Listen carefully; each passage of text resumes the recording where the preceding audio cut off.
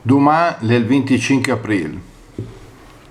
Oggi 24 aprile 2021 è la vigilia del 76esimo anniversario della liberazione e mi piace segnalare, anzi lo ritengo doveroso, l'invito dell'ANPI di Paderno Lugnano a fare questo gesto domani, quando ci sarà sì la cerimonia ufficiale con le autorità, però non si potrà fare il corteo, sempre per mantenere le giuste distanze, evitare assembramenti, e quindi qual è questa iniziativa? È portare un fiore.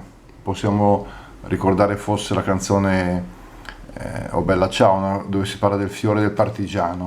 Ecco cosa propone l'ANPI: un gesto di democrazia. L'ANPI invita tutte le cittadine ed i cittadini di Paderno Lugnano il 25 aprile 2021, nel corso della giornata, in autonomia, senza assembramenti e rispettosi delle norme, a deporre un fiore in Piazza della Resistenza, al monumento dedicato ai caduti partigiani.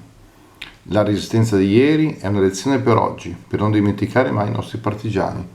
Antifascisti sempre, 25 aprile 2021.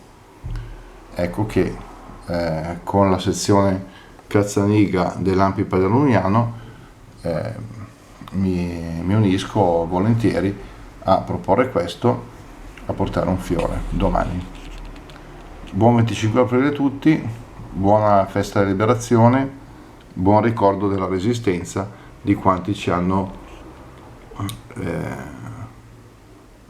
conquistato la libertà e la Costituzione, che dobbiamo tenerci molto care. Ciao.